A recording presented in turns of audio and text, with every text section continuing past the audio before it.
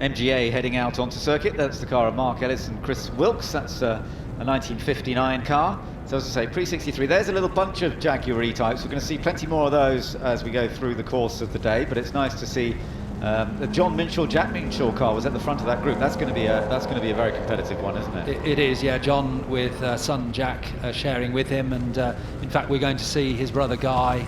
That's John's brother Guy. As well, racing, and Jason as well, another brother. So we've got 4 of the Minshaws out this weekend, but they will be somewhere near the front, although there are different classes in this, so some of the cars that are quick in their class won't necessarily be overall leaders. Is that a problem, or is he just waiting for a bit of space? No, that is a problem. No, that is a problem. Just James Cottingham's car. That's a shame. Pulling over to the side, there's clearly an issue there.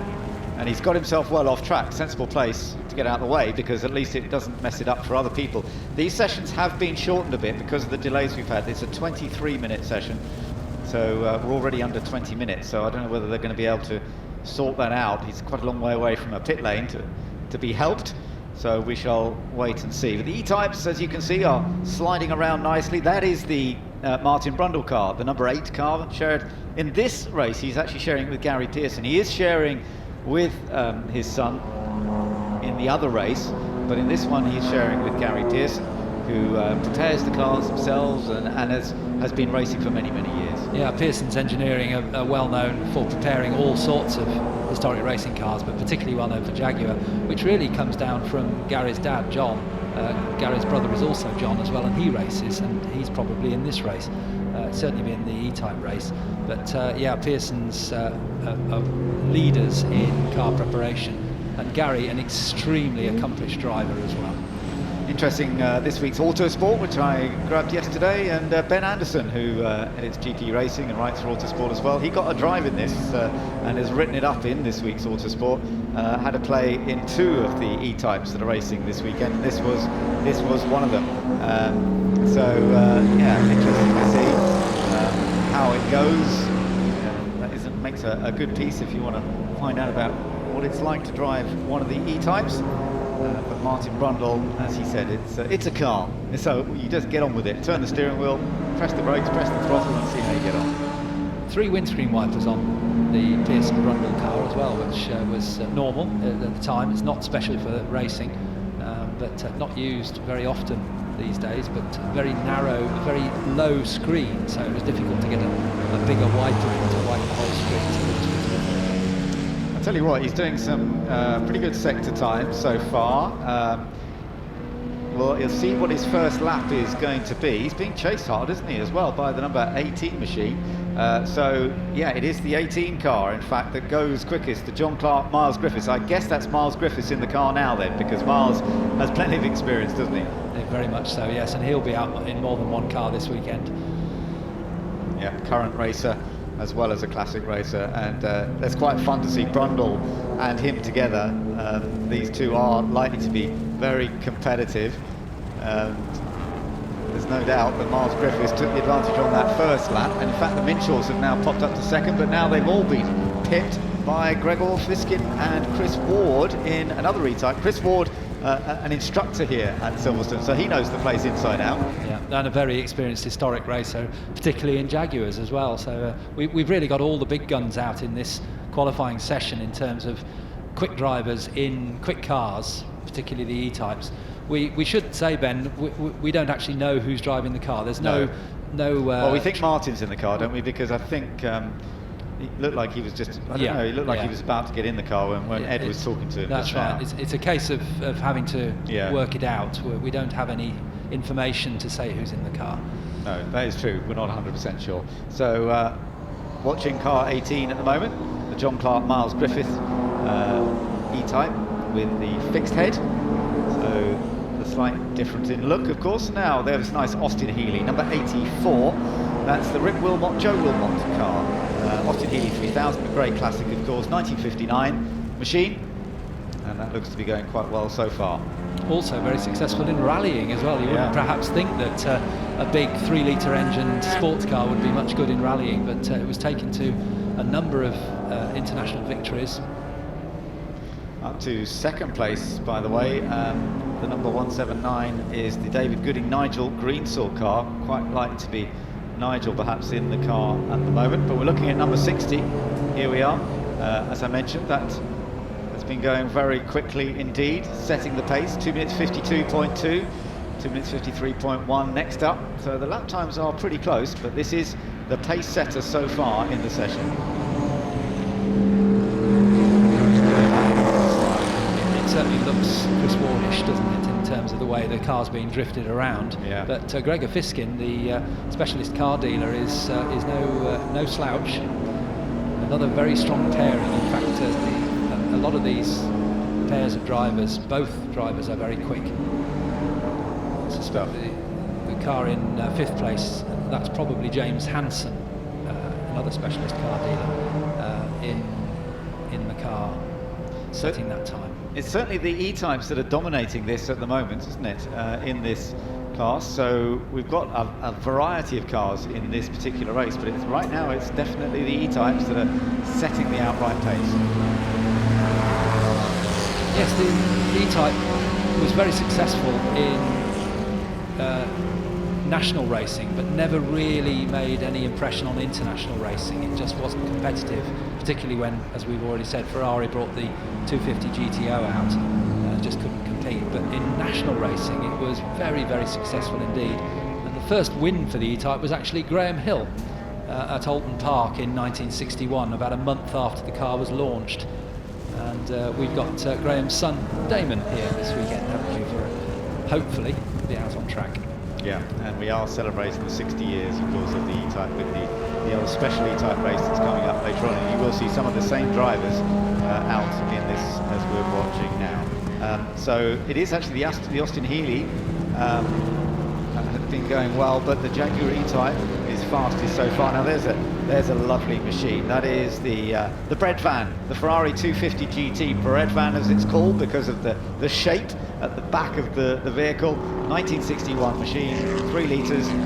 Lucas Alusa has done well here in the past. He's finished 3rd in this race here at the Classic in the past, so he'll be one to watch.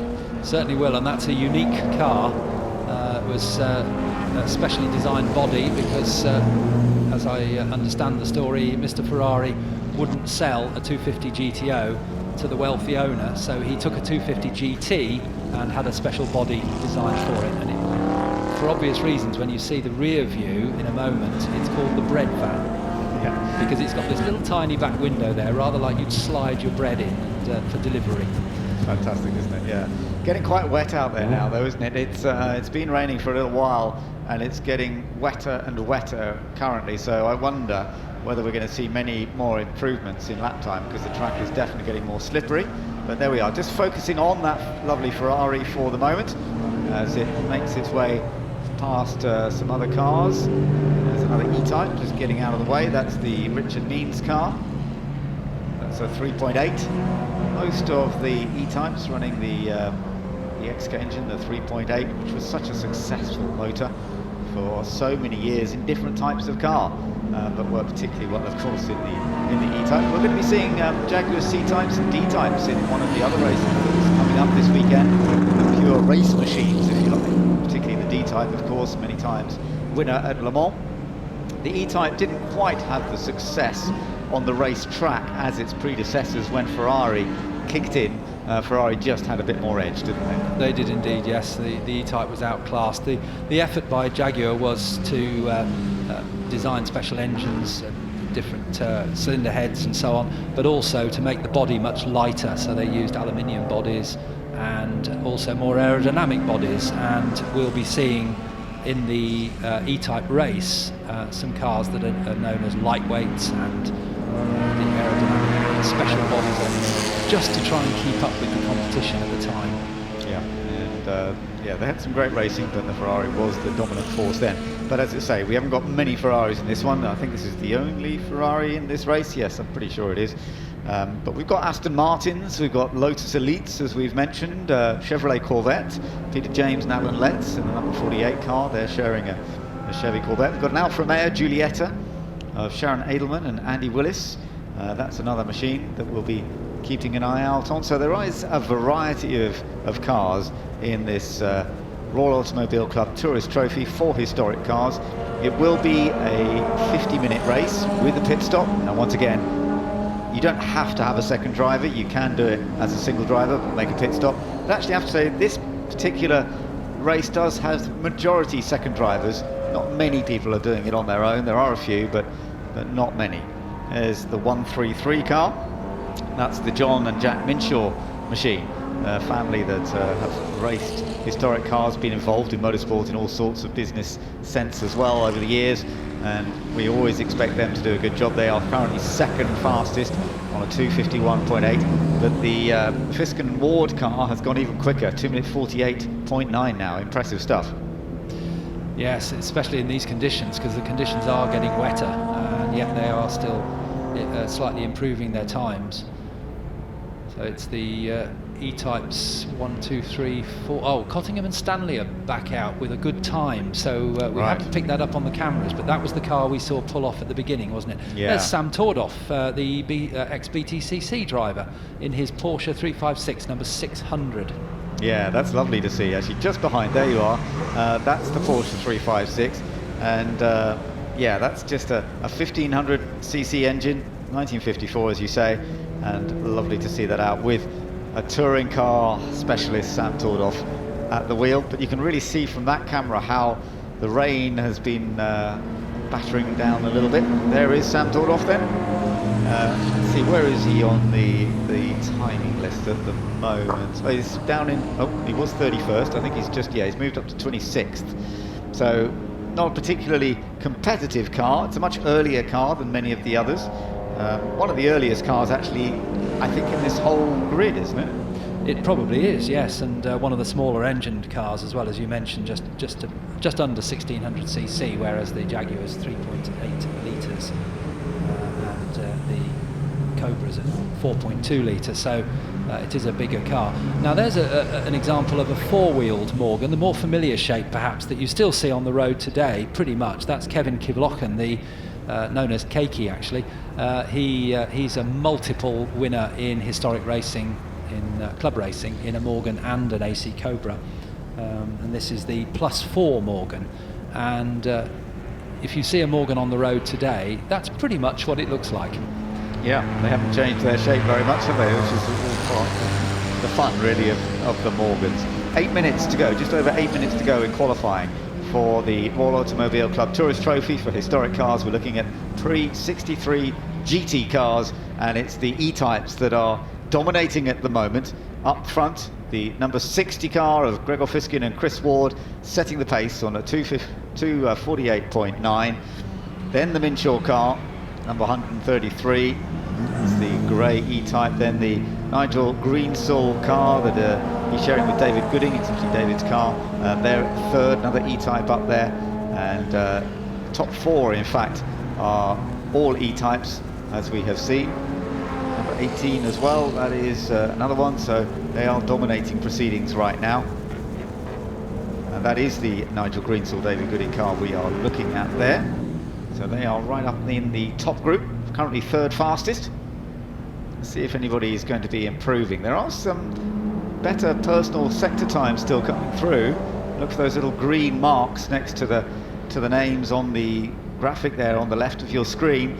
When you see a green line come up, that means that sector time has improved, and that often leads to a faster lap time.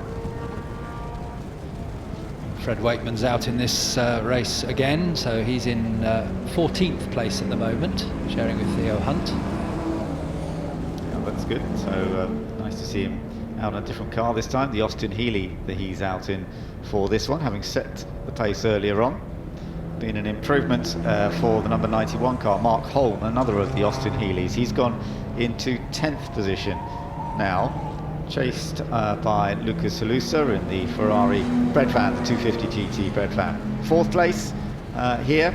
This is the car that we saw have a little problem early on, but whatever it was, they've solved it, and it's now running strongly in fourth place. The James Cottingham Harvey Stanley. He tied getting it a bit wrong. Yes, just going into the next county there. Getting past the very famous DD300 registration number there on the Austin Healey, which was a works car raced at Le Mans. But the Cottingham car, actually, it's an interesting car. That was actually exported by Jaguar for sale in America. It was one of the very first E-types to go to America. It's been a race car from day one, and returned to the UK 2 years ago, and rebuilt by the Cottingham family. And James was telling me very proudly they've still got the original Speedo out of the car, which was removed immediately because it wasn't needed. It's always been a race car, and it has 1 mile on the clock. How fantastic. Lovely. Well, it's going well. They're second quickest in this car at the moment, but the Minshaws have gone top on a 2-minute 50.909.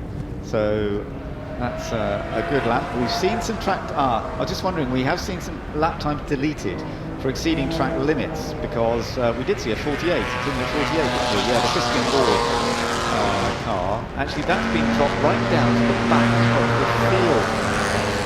Interestingly. I don't quite understand why that is, but because I'm sure they would have had another lap in there. But the Fiskin Ward on our timing screens at the moment is being shown right down at the bottom. So whether that's a specific different problem, 4 lap times to, okay, so it's all track limits, so all times, all of his lap times. I wonder which part of the track they were going over all the time, but whatever it was, it means that the car that was quickest is now at the back, potentially. Yes, that's most unusual to lose all of your lap times, but that's clearly been reported to the officials that that car has been crossing track limits regularly. It could make for a very interesting race. Yes. Depending on how far they can get. There's still 4.5 minutes. They may still get a decent lap in. Yeah, they just need to put one in, and they're not going over the track limits. We're looking again at the Minshaw car. That now sits in provisional pole position, of course, with the Fiskin Ward car being moved to the back. So John and son Jack, John Minshaw, regular racer in British GT for many years, although he's retired from that now and concentrating on his historic racing. We've got some other interesting machines heading on down as well. I've just seen there's been a good lap time improvement for the number 24 car of Martin Hunt and Pat Blakeney-Edwards, presumably Black Pat's in the car. Yeah. And that is a Cobra, the AC Cobra, one of the older Cobras, which is still allowed to race in this category. Haven't seen it on track yet, but they've done well, gone up to 5th. We've certainly heard it going through here, past us, going sideways through the corner in front of us, and that is definitely Patrick at the wheel. Very, as I said earlier, quite an aggressive and demonstrative driver, likes to slide the car around. Quick look at the Les Goebel Aston Martin DB4 number 14 there, lovely to see. As we concentrate on the E-Type again. And a spin. Oh, our top man, our fastest car has a spin down there at Cops, but he gets it back together and rejoins the fray. But just shows you how tricky it is. Absolutely, doesn't it just? He didn't seem to be going too quickly, but then just lost the back end. There's a Corvette Stingray just disappearing into the gloom there. We'll see that coming in through maggots there. Great. I was just about to say, in the earlier shot we had, all British marks. It's great to see. Austin Healey, Aston Martin, Jaguar, there's a Triumph. It's all these makes that we've kind of lost, unfortunately, now. Some of them still exist, but many have been subsumed and the name has disappeared. Yeah, that's right. Well, there we've got a bunch of E-Types together there, heading down towards Stowe Corner. Let's have another little look at this. This was quite a fun moment. As it just went a bit wrong into Copse Corner, gets a bit sideways at the apex, round comes the back end, slides off. Good runoff area there, of course. Thankfully not like Max Verstappen and charging through the gravel and into the barrier a couple of weeks ago. Caught it and got himself back onto the racetrack again. So that worked quite well, and they are still fastest in this session so far with just under 2 minutes to go. We're going to wait and see whether the Fiskin Ward car is going to be able to move up from the back, the Gregor Fiskin Chris Ward car. I wonder if it's Gregor in the car now. They have moved up. Just try and see where they've gone, because 13th. Okay, 13th. Thank you for spotting that. So yeah, 13th place. So at least they've got a half sensible lap on the board now, which is good news. I wonder if they can go one better or a few better than that before the checkered flag comes out. But the Minshaws are still ruling the roost so far. There we are with the James Cottingham Harvey Stanley car.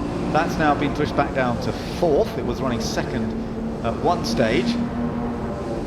the rather lovely Austin Healey making its way down the straight. It's